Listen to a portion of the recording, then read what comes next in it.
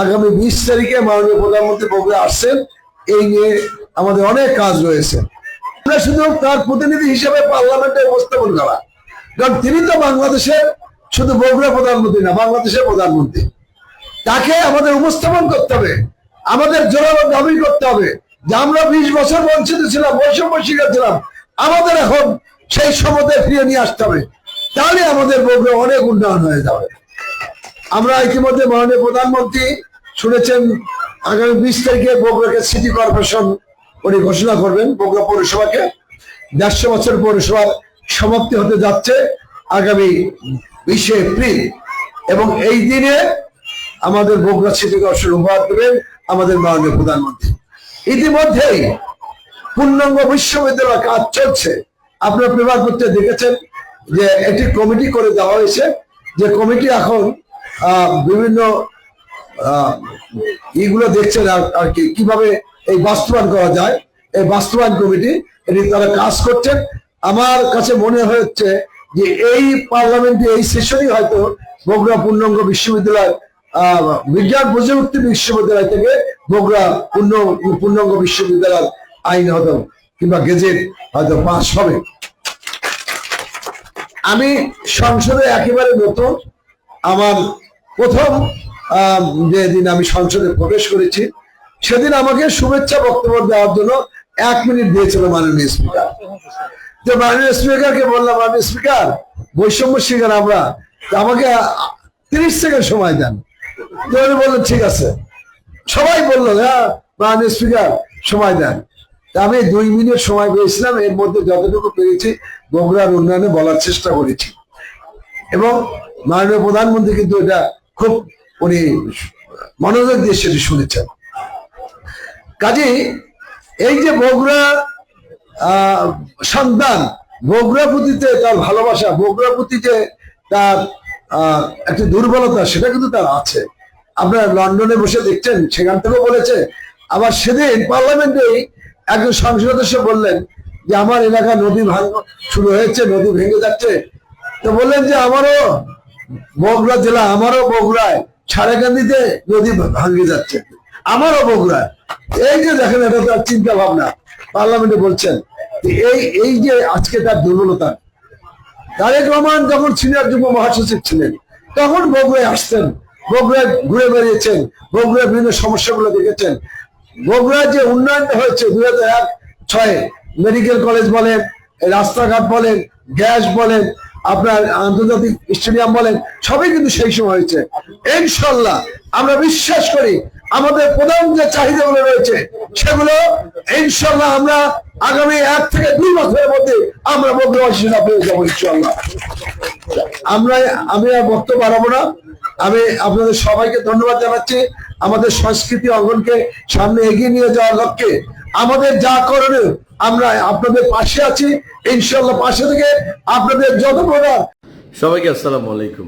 এই তেলের ক্রাইসিস নিয়ে আমি কিছু কথা বলতে চাই।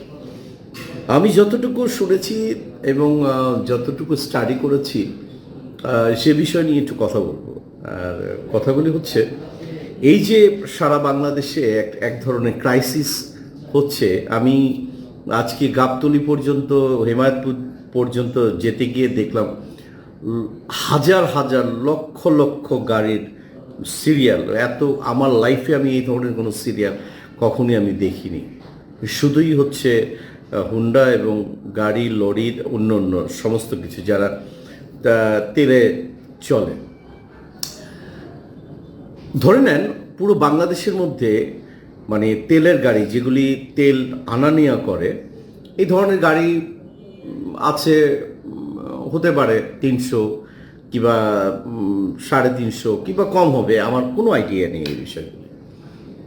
তারা এবং বাংলাদেশে অলমোস্ট যতগুলি তেলের পাম্প আছে টেকনাফ থেকে তেঁতুলিয়া পর্যন্ত, সব তেলের পাম্পের কিন্তু নিজস্ব কোনো গাড়ি নেই। আমি চ্যানেল আইয়ের ঠিক উল্টা পাশে, মানে ঢাকায় উল্টা পাশে আমি এক জায়গার থেকে তেল নেই, ওনাদের নিজস্ব গাড়ি আছে।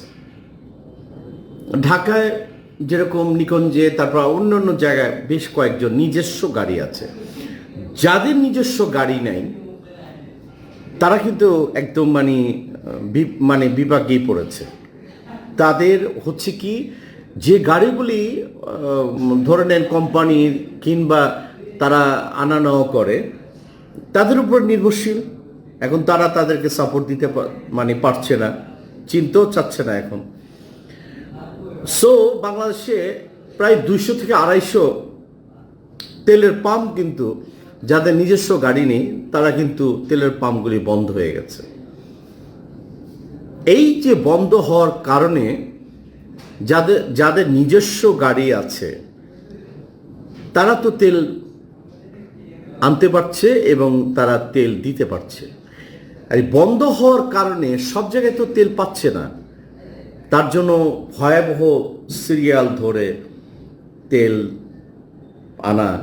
দেখুন, অনেকেই বলেছে আর মাত্র 3 দিন চলবে, অনেকে টেন্ডারবাজি করে না, হ্যাঁ, আর মাত্র 3 দিন চলবে, আর মাত্র অমুক টমুক হ্যাং ত্যাং। গাড়ি কিন্তু থেমে নেই, কিন্তু ক্রাইসিস হচ্ছে। ওকে, মানতে পারছি। যেরকম আমার রেস্টুরেন্ট বিজনেস, ওকে, রেস্টুরেন্ট বিজনেস মানিকগঞ্জে, সাটুরে এবং ঔরঙ্গাবাদ, সেখানে সাময়িকভাবে সেল খুব খারাপ। শুধু নট ইভেন আমার রেস্টুরেন্ট না, অন্য অন্য যত রেস্টুরেন্ট আছে, যত কিছু আছে, সবটাই একই করুণ দশা। তাতে কিন্তু আমি খুব একটা বিচলিত না। আল্লাহর কাছে আমি সেজদায় রত থাকি, কারণে আল্লাহ 5,000 মানুষের জন্য, 10 কোটি মানুষের জন্য যা নির্ধারণ করেছেন, আমার বেলা তাই করেছেন। সো আমি কেন এত চিলাচিলি করব?